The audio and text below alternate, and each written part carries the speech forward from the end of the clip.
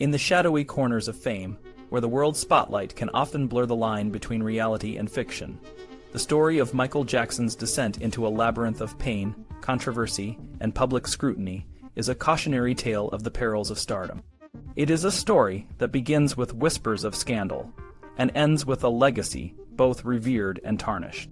In 1993, Michael Jackson, the king of pop, found himself at the center of a storm that would forever change his life and the way the world perceived him.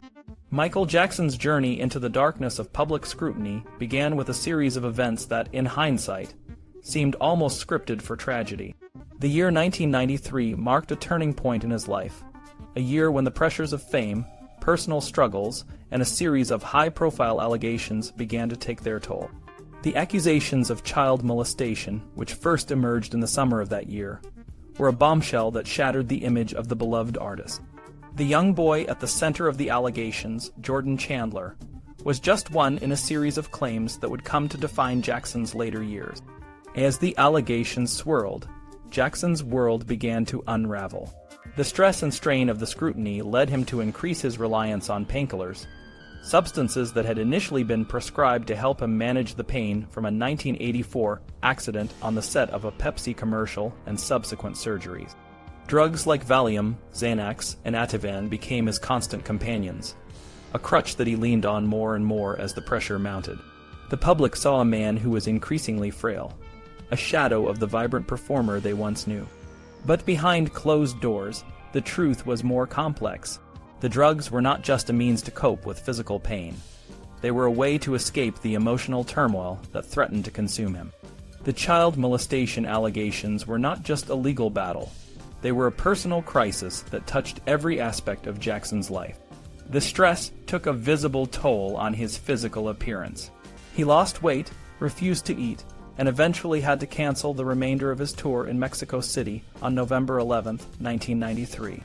The tour, which had been a source of joy and connection with his fans, became a source of anxiety and fear.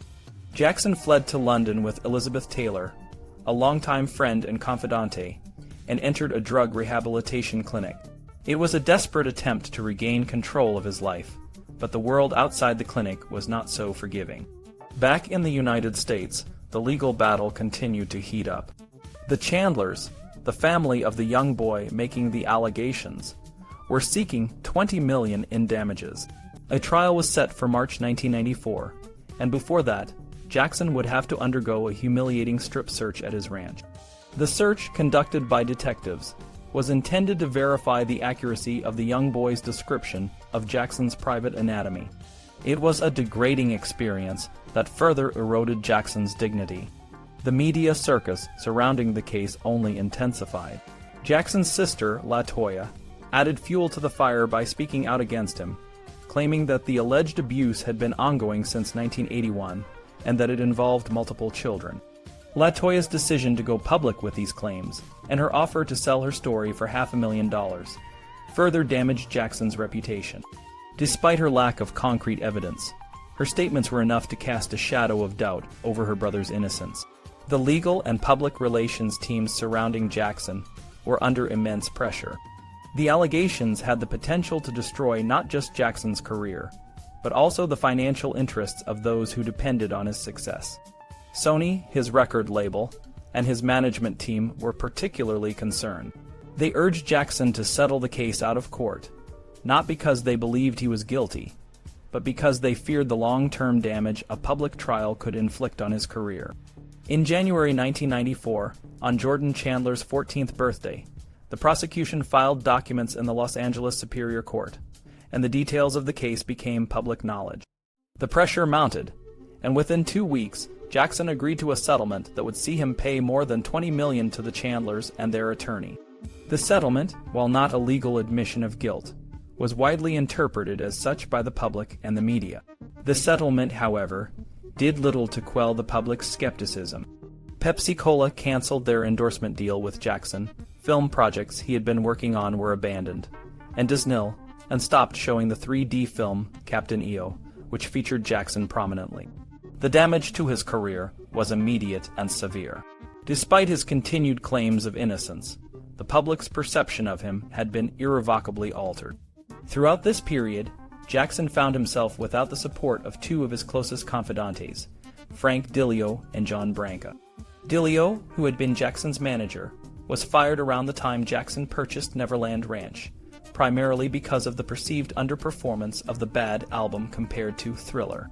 Branca, who had been his attorney, was also let go, and Jackson began to lean on Lisa Marie Presley, the daughter of Elvis Presley, for emotional support. Their relationship, which developed against the backdrop of the Chandler scandal, culminated in a surprise marriage in February 1994. The marriage was seen by many as an attempt to boost Jackson's image, but it was short-lived. By January 1996, the relationship had deteriorated, and Lisa Marie filed for divorce, citing irreconcilable differences. Jackson's personal life continued to be a source of speculation and controversy. In 1996, he married Debbie Rowe, an assistant to his dermatologist, who became pregnant with his child. The marriage, which resulted in 2 children, Prince and Paris, was amicably dissolved in 1999, but it raised more questions about Jackson's relationships and his motivation. Despite the personal and professional challenges, Jackson remained committed to his art. In 1995, he released the double album H.I. Story, which included both new material and reworked versions of his earlier hits. The album was a commercial success, reaching #1 in the USA and the UK, but it failed to capture the same level of public enthusiasm as his earlier works.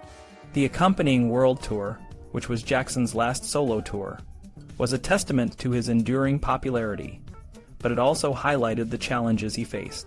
The tour was marred by personal issues, including Jackson's collapse during rehearsals for a TV special in New York in December 1995. Jackson's personal life and public image continued to be a source of controversy. In 1997, he released Blood on the Dance Floor, H.I. Story in the Mix, a remix album that included the dark and haunting track Morphine. The song, which dealt with themes of pain and addiction, was a reflection of Jackson's personal struggles. Despite the album's commercial success, it did little to revitalize his career in the United States, where he struggled to regain the level of popularity he had once enjoyed.